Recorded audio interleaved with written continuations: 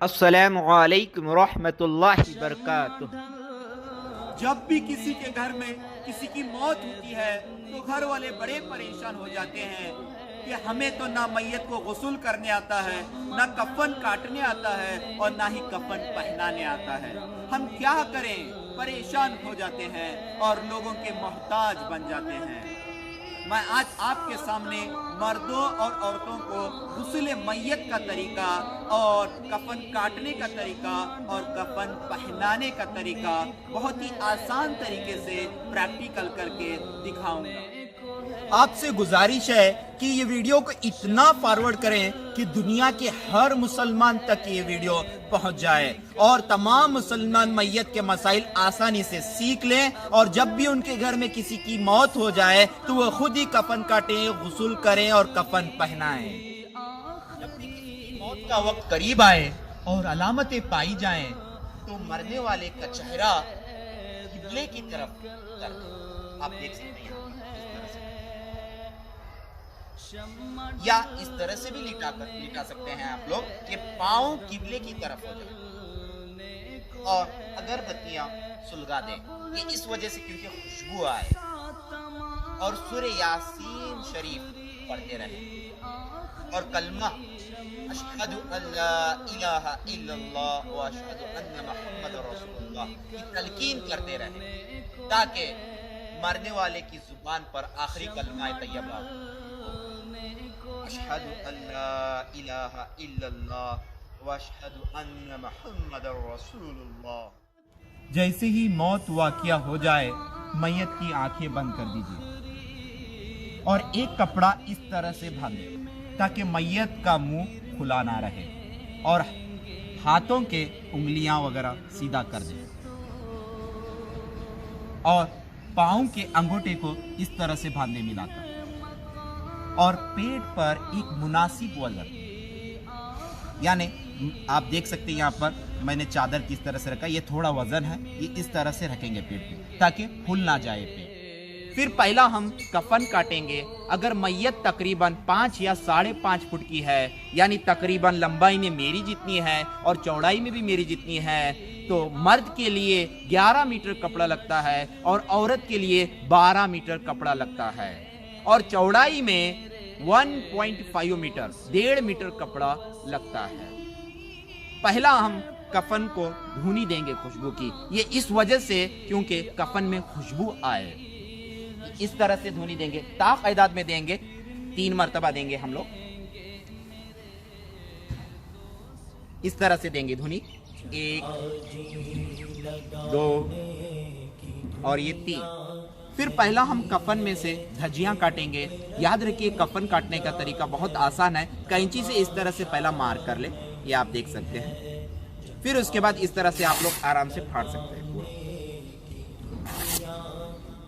पहला हम कफन को इस तरह से काटेंगे कि मैयत के कद के साइज से, आप देख सकते हैं यहाँ पर ये पहला कपड़ा है, ये तीनों बिछाया है मैंने। आपको पहला कपड़ा ये देख सकते हैं आप लोग, मैयत के कद से थोड़ा इस तरह से ज्यादा हो जाए, आप देख सकते हैं यहाँ पर। ये इस वजह से क्योंकि बाद में लपटने के बाद ये बांध सके, ये यहाँ से भी इतना ही साइज रहना चाहिए और यहाँ पर भी देख सकते हैं आप लोग, ये पाँव के नीचे से इतना ही साइज। ये पहली चादर को क्या कहते हैं, बड़ी चादर कहते हैं या लिफाफा भी कहते हैं। फिर दूसरी किस तरह से काटें, आप ये देख सकते हैं, ये दूसरी चादर, इसको छोटी चादर भी कहते हैं या तहबंद भी कहते हैं। इसका साइज क्या रहेगा, उम्मन लोग बहुत गलत काटते हैं। इसका साइज सर से लेकर, आप देख सकते हैं, सर से लेकर पाँव तक रहेगा इसका साइज। इसको हम लोग तहबंद भी कहते हैं, आसान जुबान में छोटी चादर कहते हैं। फिर उसके बाद उसके ऊपर हम लोग कफनी काटेंगे। याद रखिए कफनी का तरीका इस तरह से है, इसका साइज जो है इस तरह से लेना है। उम्मन लोग इस तरह से बड़ी काटते हैं, इसकी चौड़ाई देखिए इस तरह से रहना चाहिए, आप देख सकते हैं यहाँ पर चौड़ाई इस तरह से रहना चाहिए और ये डबल रहना चाहिए, आप देख सकते हैं डबल रहना चाहिए। ये डबल इस तरह से कर दें। इसका आसान तरीका ये है कि इस तरह से ले लें इसकी चौड़ाई, इसको डबल कर दें, यहाँ से लेकर यहाँ तक ले लें। फिर उसके बाद बीच में से इस तरह से काटें। इसको काटने का तरीका ये है कि इस तरह से फोल्ड करें कैंची से थोड़ा कट करें। कट करने के बाद ऐसा चौड़ा कर दें। इसको यहाँ से थोड़ा काटें और यहाँ से थोड़ा काटें। ये मर्दों के लिए। औरतों के लिए यहाँ से काटना चाहिए, यहाँ से स्ट्रेट काटना चाहिए। आप देख सकते हैं यहाँ से स्ट्रेट, ये एक पदर काटना चाहिए, एक इस तरह से सीने के पास, औरतों के लिए। इसको हम लोग कफनी भी कहते हैं, कमीज भी कहते हैं। ये मर्द के लिए 3 कपड़े सुन्नत है। हमने अभी तक 3 कपड़े काटे। आप क्या करें, आपके घर में तागा वगैरह रहता है, उससे मैयत के कद, लंबाई वगैरह आप उसकी ले सकते हैं। उसके हिसाब से आप लोग कफन काटें। और कफन काट कर हमने नीचे बिछाया था, आप पिंजरे में ही डायरेक्ट बिछा दें, क्योंकि नीचे बिछाने से कफन गंदा हो सकता है। यहाँ पर देख सकते हैं हम किस तरह से रखा है। पहले इसको क्या कहेंगे हम लोग, बड़ी चादर कहेंगे। इसका साइज क्या था, मैयत की कद से इतना ज्यादा था, ऊपर की तरफ और नीचे की तरफ। इसको बड़ी चादर कहते हैं। और दूसरी चादर को छोटी चादर कहेंगे हम लोग। इसका साइज क्या था, सर से लेकर पांव तक। किस तरह से बिछाया आप देख सकते हैं, ये इस तरह से और इस तरह से। सबसे पहले हम क्या बिछाना, इसमें धजियां बिछाना चाहिए। देख सकते हैं आप लोग किस तरह से बिछाए, पूरा राउंड इस तरह से बिछा दें। 1 2 यहाँ पर देख सकते हैं आप लोग, दूसरी, और यहाँ पर देख सकते हैं तीसरी। ये 3 इस तरह से बिछाएं। फिर उसके बाद कफनी इस तरह से बिछाएं। देखिए कफनी का तरीका मैंने आपको बताया था। ये कफनी है, ये कफनी को इस तरह से रख दें, कफनी को इस तरह से रख दें और एक पदर इसका खोल के इस तरह से फोल्ड करके इस तरह से रख दें,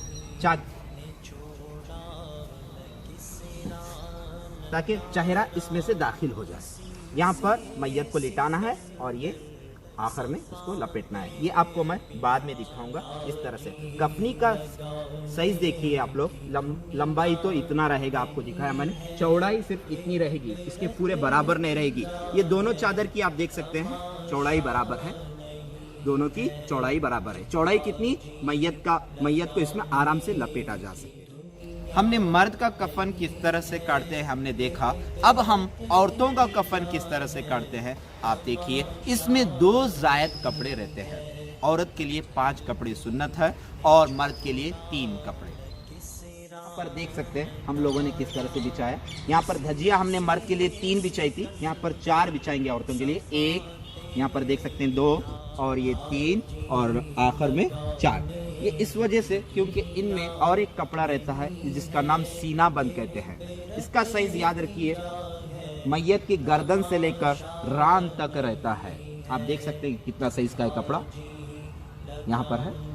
उसके ऊपर जैसे हमने मर्द के लिए बिछाया था जिसका नाम बड़ी चादर कहते हैं, यानी मैयत के कद से इस तरह से ज्यादा सेम रहेगा, बड़ी चादर बिछाएंगे। पहला क्या बिछाएंगे हम लोग, सीना बंद बिछाएंगे। पहला धजिया बिछाएंगे 4। ये इस वजह से धजिया, यहाँ एक धजी आना चाहिए और यहाँ एक धजिया आना चाहिए। फिर उसके बाद हम लोग बड़ी चादर बिछाएंगे, बड़ी चादर।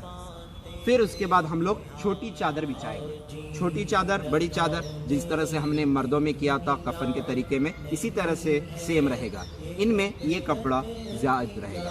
और इसके ऊपर हम यहाँ पर देख सकते हैं आप लोग, हमने कफनी मर्द के लिए तैयार की थी। इससे जो बाजू बचा अपना कपड़ा, ये चौड़ाई में ज्यादा था, बड़ी चादर और छोटी चादर के बराबर था।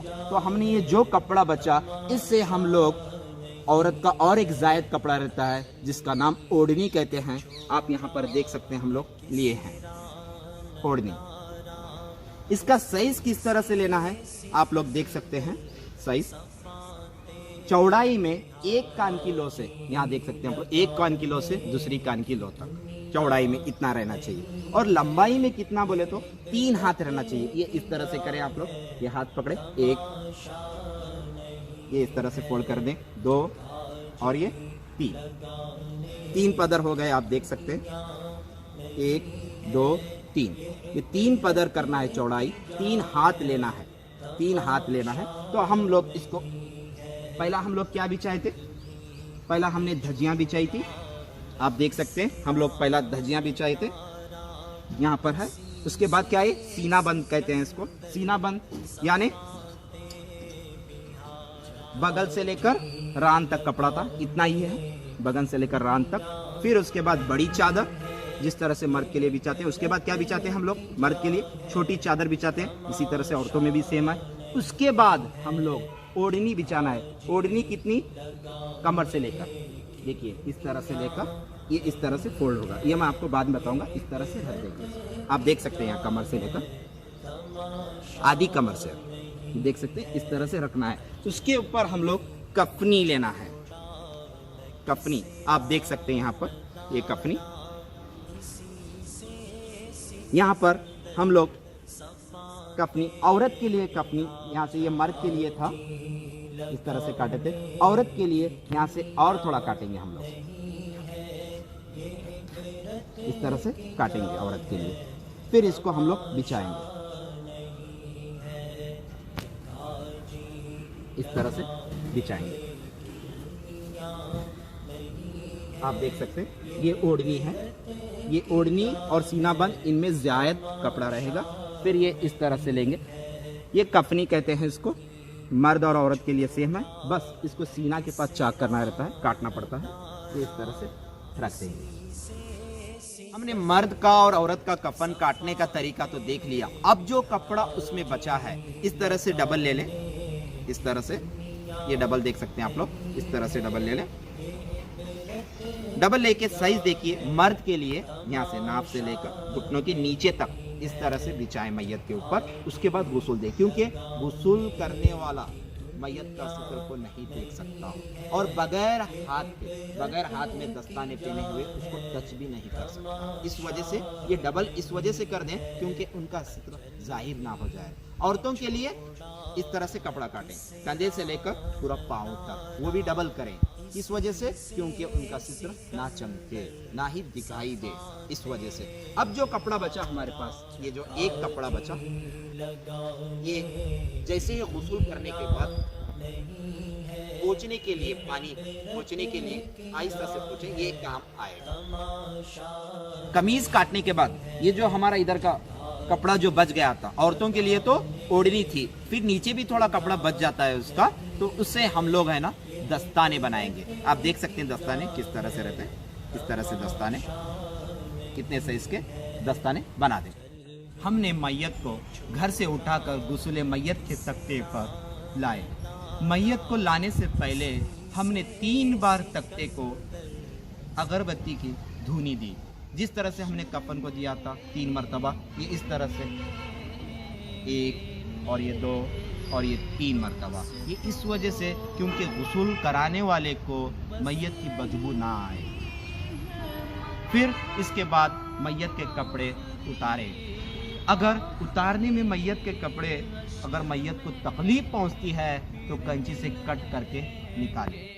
एक बहुत ही अहम मसला याद रखें, जो मैयत को नहलाने के लिए बेरी के पत्ते डालकर गर्म पानी किया जा रहा है, अगर आपका वजू नहीं है, अगर आपने उसमें ये उंगली डुबो दिया या नाखून भी डुबो दिया, तो वो पानी से मैयत को गुस्ल नहीं कर सकते, उससे गुस्ल ना होगा। इसीलिए आप सब लोग पहला वजू कर ले। अगर आपने उसमें अपनी उंगली भी डाल दी, वजू करने के बाद उंगली भी डाल दी, तो वो पानी से गुस्ल मैयत होगा, उसे कर सकेंगे, वो पानी पाक रहेगा। हमने ये जो डबल कपड़ा काटा था तो इस तरह से बिछाए। फिर उसके बाद हमने मैयत के कपड़े निकाल डाले और यहाँ पर पाँव के अंदर जो हमने पट्टी बंधी थी और चेहरे पर बंधी थी वो भी निकाल डाला, और जो भी अंगूठी वगैरह है सब कुछ निकाल डाले। फिर उसके बाद ये दस्ताना हमने काटा था, ये इसको उल्टे हाथ में लपटे, इस तरह से आप देख सकते हैं, उल्टे हाथ में लपटे। आपका हाथ का हिस्सा वगैरह सित्र के मुकाम को नहीं लगना चाहिए। सबसे पहला गुस्ल कराते वक्त क्या करें कि इस तरह से आपने उल्टे हाथ में पकड़ा है, फिर इस तरह से इस्तंजा कराएं, यानी एक इस्लामी भाई इस तरह से पानी डालते जाए और इस तरह से इस्तंजा सामने और पीछे की तरफ दोनों तरफ करा दें, एक ही मरतबा अच्छे से इस्तंजा कराएं। फिर उसके बाद जिस तरह से हम लोग वज़ू करते हैं उस तरह से वज़ू कराएं, लेकिन फ़र्क इतना है कि वज़ू के वक्त नाक में पानी और कुल्ली वगैरह करना नहीं है। अमूमन लोग गलत करते हैं, कुल्ली वगैरह कराते हैं, गलत तरीका है ये। फिर उसके बाद हम लोग क्या करेंगे, सबसे पहला हम लोग चेहरा धुलाएंगे। ये दस्ताना निकाल देंगे। ये किसके लिए है? ये सित्र के मुकाम को टच करने के लिए दस्ताना पहनना पड़ेगा। इस तरह से आपके पास 3, 4, 5 दस्ताने होंगे, वो बार बार यूज कर सकते हैं आप लोग। तो फिर किस तरह से करना है? पहला हम लोग चेहरा धुलाना है। इस तरह से चेहरा धुलाएंगे पूरा अच्छी तरह से, पूरा 1 बार, 2 बार और ये 3 बार चेहरा धुलाएंगे। फिर उसके बाद एक इस्लामी भाई पकड़ेंगे इस तरह से, तो ये हाथ धुलाएंगे 3 मरतबा। वजू किस तरह से करते हैं हम लोग? इस तरह से, ये इस तरह से 3 बार पूरा पानी बहाएंगे। फिर पानी लेंगे, याद रखिए 2 जग लीजिए और 2 बकेट लीजिए, आपको आसानी होगी। फिर इस तरह से सीधा होने के बाद फिर उल्टा हाथ इस तरह से 3 मरतबा धुलाएंगे। फिर उसके बाद सर का मसा करेंगे। आप देख सकते हैं सर का मसा इस तरह से करना है, इस तरह से सर का मसा करेंगे। फिर उसके बाद हम लोग पाँव धोएंगे। आप देख सकते हैं यहाँ पर, तो ये जग लेंगे, लेकर ये पाँव, सीधा पाँव अच्छे से धोएंगे, पूरा 3 मरतबा धोएंगे, पूरा यहाँ तक धोएंगे, पूरा यहाँ पर भी पहुँचाएंगे, उंगलियों में पहुँचाएंगे, हाथों की उंगलियों में भी, यहाँ पर भी पानी पहुँचाएंगे अच्छे से। फिर यहाँ पर भी अच्छे से पानी पहुँचाएंगे, पहला सीधी तरफ, फिर बाद में उल्टी तरफ। ये 3 मरतबा करेंगे। फिर पाँव धोने के बाद हम लोग कपास ले लें, कॉटन कपास लेकर, या आप लोग कपड़े का भी इस तरह से बना सकते हैं। कपास लेकर देखिए यहाँ पर इस तरह से होठों को और इस तरह से दांतों में, मसोड़ों में वगैरह इस तरह से पाक कर दें। फिर इसको फेंक दें। फिर उसके बाद और एक कपास ले लें, तो इसको नाक में वगैरह इस तरह से पूरा भिगो कर, हाँ ये भिगो कर ऐसे ही नहीं करना चाहिए, भिगो कर इस तरह से साफ कर। साबुन वगैरह है तो सर के बालों को, अगर दाढ़ी वगैरह है तो दाढ़ी और सर के बालों को साबुन से धो लें, या खालिस पानी भी काफ़ी है, तो साबुन से धो लें। और फिर बाद में इस तरह से आप लोग ये भी साबुन से धो सकते हैं। उल्टी करवट लिटाएं। उल्टी करवट लिटाने से क्या होता है? सीधी तरफ ऊपर आ जाता है, ये उल्टी करवट। ये याद रखिए आप लोग, ये सित्र का मुकाम नहीं दिखना चाहिए। ये इस तरह से कपड़ा लपेटते जाए, इस तरह से ले लें। फिर यहाँ पर आप लोग पानी इस तरह से पूरा यहाँ पर पाँव तक पूरा बहाएं, ये इस तरह से, ये सीधी करवट पहली। फिर उसके बाद उल्टी करवट, इस तरह से उल्टी करवट पर भी इस तरह से पानी कंधे से लेकर पूरा यहाँ तक पाँव तक बहाएं। याद रखिए पूरा यहाँ पर अंदर इस तरह से पानी डालें। आप देख नहीं सकते सित्र के मुकाम को, और आप लोग बगैर दस्ताने के उसको छू भी नहीं सकते। इस तरह से पानी आप जोर से डालें पानी, लेकिन याद रखें कम से कम पानी इस्तेमाल करें, क्योंकि कल कयामत में एक चीज़ का हिसाब किताब होने वाला है। अगर पानी आप इसराफ करेंगे तो ये मना है, नाजायज़ है। तो फिर उसके बाद थोड़ा मैयत को इस तरह से उठाएंगे, थोड़ा उठाएंगे, ज़्यादा नहीं। फिर नरमी से हाथ फेरेंगे। याद रखिए दस्ताना पहने आप हाथ में, दस्ताना पहन कर हाथ फेरेंगे, ये भी ख्याल रखें आप लोग। दस्ताना इस तरह से हाथ फेरेंगे, और कुछ निकले तो धो डालें, दोबारा गुस्ल की हाजत नहीं है, गुस्ल करने की ज़रूरत नहीं है। फिर आखिर में ये कापूर लीजिए, ये कापूर है, ये कापूर लीजिए। कापूर को एक बकेट में डालकर, एक बकेट के अंदर जो पानी रहेगा हमारे पास मौजूद, उसमें डालकर फिर थोड़ा उसको घोल दीजिए, वो घुल जाएगा ये कापूर। फिर घोलने के बाद अब जग से लेकर पूरे जिस्म पर एक बार या पानी, एक बार आप लोग अच्छे से पानी बहाइए, पूरा ऊपर से लेकर पूरा नीचे तक, और इस तरह से पूरा जिस्म पर आप लोग थोड़ा इस तरह से करके बहा सकते हैं। पूरा इस तरह से पूरा वगैरह कापूर से बहाइए। फिर उसके बाद हमारे पास एक कपड़ा बच गया था, हमने सूखा कपड़ा रखा था, एक कपड़ा बच गया था, ये उसके ऊपर अब ये गुस्ल हो जाने के बाद इस तरह से पूरा ऊपर डालकर नीचे से वो कपड़ा निकाल डालें, नीचे से वो कपड़ा निकाल डालें। ये कच्चा होगा, ये निकाल डालें, तो ये कपड़ा ऊपर रहेगा। इससे थोड़ा हल्के से पोंछते रहें, पूरा हल्के से पोंछते रहें पूरा। और हमारे पास और दस्ताने बचे थे पूरा, ये दस्ताने से आप लोग सिर वगैरह, सर वगैरह पोंछ सकते हैं, और पूरा चेहरा वगैरह पोंछ सकते हैं, और पूरा अच्छे से नरमी से पोंछें, फिर उसके बाद ये इसको है ना इस तरह से लपटे, इस तरह से लपटे, पूरा लपटे अंदर की तरफ। फिर अब मैयत को अब नहलाने के बाद ये कपड़े के साथ हम लोग पिंजरे में लेके जाएंगे। मर्द और औरत का गुस्ल एक ही तरह है, लेकिन ये बात आप याद रखें, मर्द के लिए हमने कपड़ा लिया था जब गुस्ल करते वक्त, हमने नाभ से लेकर घुटनों तक, हमने घुटनों के नीचे तक कपड़ा लिया था डबल। लेकिन औरतों के लिए यहाँ से लेंगे पूरा, यहाँ गर्दन से लेकर पूरा पाँव तक कपड़ा लेंगे डबल। उसके बाद उनको गुस्ल देंगे। और एक बात का ख्याल रखें, औरतें नेल पॉलिश इस्तेमाल करती हैं, वो रिमूवल के ज़रिए से निकालें, फिर उसके बाद उनको हमने मैयत को गुस्ल करने के बाद मैयत को यहाँ पर ला कर रखे हैं पिंजरे में। तो आप देख सकते हैं हमने ये सूखा कपड़ा ऊपर था अपने, तो हमने रखा इस तरह से, कफनी का आधा सरा हमने इस तरह से रखा था। तो इनके गर्दन के अंदर इस तरह से डाल देंगे, जो काटा था हम लोग इस तरह से कर देंगे, पूरा बिछा देंगे अच्छे से। फिर नीचे का कपड़ा निकाल देंगे। बहुत सारे लोग ये नीचे का कपड़ा ऐसे ही रहने देते हैं। अल्लाहु अकबर। 3 कपड़े सुन्नत हैं मर्द के लिए, और औरत के लिए 5 कपड़े सुन्नत हैं। उसके बाद शहादत की उंगली से, शहादत की उंगली से बिस्मिल्लाहिर्रहमानिर्रहीम पेशानी पर लिखें, रहीम ला इलाहा इल्लल्लाह मुहम्मद रसूलुल्लाह सल्लल्लाहु तआला अलैहि वसल्लम। तो यहाँ पर सीने पर लिखें। फिर दिल पर या रसूलुल्लाह लिखें। यहाँ पर औलिया कामिल के नाम भी लिख सकते हैं आप लोग, नाप से ऊपर ऊपर।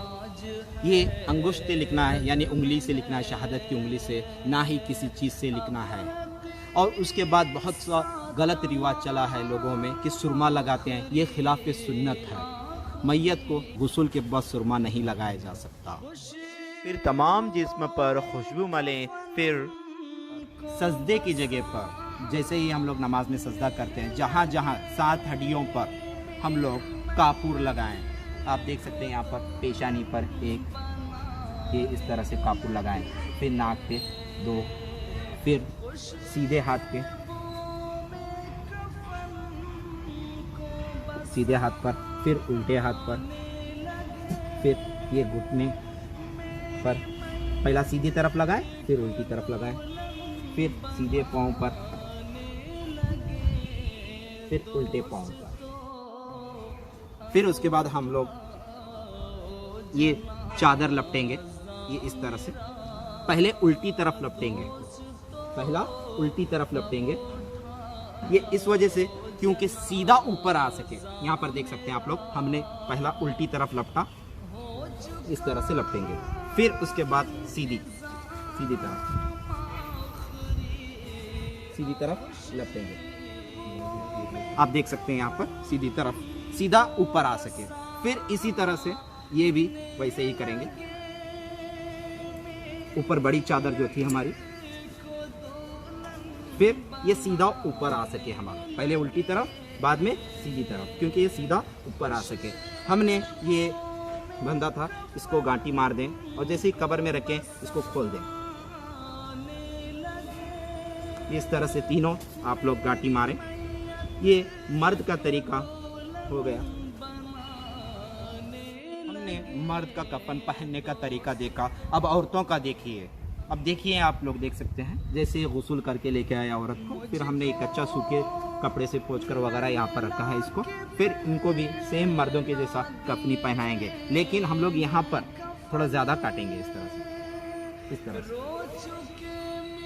ये कफनी पिनाएंगे अच्छे से। ये औरतें करना रहता है, मर्द हजरात नहीं कर सकते, तो ये करना होता है। फिर उसके बाद यानी हम लोग दुपट्टा, ये बाल रहते हैं औरत के, 2 हिस्से कर या सीने पर डाल देंगे। ये बाल को 2 हिस्से करें और सीने पर डाल दें। फिर उसके बाद ये कमर से हमने ओढ़नी रखी थी, कहाँ से, यहाँ के हिस्से से, नीचे के हिस्से से, ये नीचे का टर्म, यहाँ से हमने ओढ़नी रखी थी, इस तरह से डाल देना है। याद रखिए, आज के लोग है ना, ओढ़नी जिस तरह से ज़िंदगी के अंदर, बसर के अंदर, ज़िंदगी की बसर में जिस तरह से पहनते हैं उस तरह से पहनते हैं। अल्लाह अकबर, ये खिलाफ सुन्नत है। इस तरह से डालना है, इस तरह से नहीं, इस तरह से गांठी वगैरह मार देते हैं, ये गलत तरीका है, इस तरह से करें। फिर उसके बाद है ना, ये उल्टी तरफ जैसे मर्द को हमने पहनाया था उल्टी तरफ, क्योंकि सीधा ऊपर आ सके। फिर इस तरह से तो नीचे का कपड़ा ये जैसे ही डाल देते हैं, ये नीचे का कपड़ा निकाल दीजिए, नीचे का कपड़ा निकाल दीजिए, ये सीधा ऊपर रहे। मर्द का जिस तरह से करते हैं हम लोग उसी तरह से करना है। फिर इस तरह से ये उल्टा बड़ी चादर, और फिर बाद में ये छोटी चादर, बड़ी चादर इस तरह से डाल दें, सीधा ऊपर रहे। और एक कपड़ा याद रखिए, इसमें सीना बंद आप देख सकते हैं, ये इतना साइज का रहता है, बगल से लेकर रान तक, ये उसके ऊपर डाल दें। उसी तरह डाल दें सेम, पहले उल्टी तरफ, क्यों सीधा ऊपर आना चाहिए इस वजह से, फिर ये डाल दें। फिर उसके बाद ये धजिया से इसको बंध दें। मर्द में हम लोग 3 धजियाँ लिए हैं, औरतों में 4, क्योंकि सीना बंद रहता है उनका। तो ये सुन्नत तरीका है, सुन्नत तरीके पे कीजिए। फिर ये गांठियाँ मार कर इस तरह से, फिर जैसे ही कब्र में रखेंगे ये खुलना है। कब्र 2 तरह की होती है, आप यहाँ पर देख सकते हैं। नंबर 1 लहद, नंबर 2 संदूक। इन दोनों की गहराई कम से कम आधे कद की हो। और अगर आपने कब्र में ईंटों की दीवार बनाई है, याद रखिए इसको मिट्टी के गारे से अच्छी तरह लेपें। कब्र में यासीन शरीफ, सूरे मुल्क और दरूद ताज पढ़कर दम करें। चेहरे के सामने इस तरह से ताक करके अहदनामा वगैरह रख सकते हैं। मैयत को कब्र में रखने से पहले मिट्टी का तकिया बना लें, ताकि मैयत का चेहरा किबले की तरफ हो जाए या सीधी करवट लिटा है। मैयत को कब्र में उतारते वक्त ये दुआ पढ़ें, बिस्मिल्लाहि व बिल्लाहि व अला मिल्लती रसूलिल्लाह। फिर बंदिश खोल दें और औरत की मैयत को उतारने से लेकर तख्ते लगाने तक किसी कपड़े से छुपा लें। दफन के बाद सरहाने की तरफ से 3 बार मिट्टी डालें। जब पहली मर्तबा डालें तो मिनहा खलकनाकुम पढ़ें, फिर दूसरी मर्तबा व फीहा नुईदुकुम, फिर तीसरी मर्तबा व मिनहा नुखरिजुकुम तारतन उखरा। फिर दफन के बाद कब्र पर पानी छिड़कें, फिर कब्र पर फूल डालें। जब तक तर रहेंगे तस्बीह करेंगे। दफन के बाद सरहाने सूरे बकरा की शुरू की आयत अलिफ लाम मीम ता मुफलिहून तक पढ़ें और कदमों की तरफ आखिरी रुकू की आयत आमना रसूल से लेकर खत्म सूरत तक पढ़ें। फिर हदीस शरीफ में आता है, इसके बाद तलकीन करें, यानी कब्र के सरहाने खड़े होकर 3 मर्तबा यूं कहें, फला बिन फलाना, यानी मैयत का नाम लें और उसकी माँ का नाम। मसलन फारूक बिन आमीना, फारूक बिन आमीना, फारूक बिन आमीना। फिर ये कहें, उसकुर मा खरजत अलैहि मिनद दुनिया शहादतन ला इलाहा इल्लल्लाह व अन्ना मुहम्मदन अब्दुहु रसूलुहु सल्लल्लाहु तआला अलैहि वसल्लम व अन्ना रज़ियत बिल्लाहि रब्बन व बिल इस्लामी दीना व बि मुहम्मदिन सल्लल्लाहु तआला अलैहि वसल्लम नबिय्या व बिल कुरआनी इमामा। जब आप ये कहेंगे, मुनकिर नकीर एक दूसरे का हाथ पकड़कर कहेंगे, चलो हम उसके पास क्या बैठे जिसे लोग उसकी हुज्जत सिखा चुके। फिर आखिर में कब्र के सरहाने किबला रू खड़े कर अजान दें। अजान की बरकत से मैयत को शैतान के शर से पनाह मिलती है और इंशाअल्लाह मुनकिर नकीर के सवालात के जवाबात याद आ जाते हैं।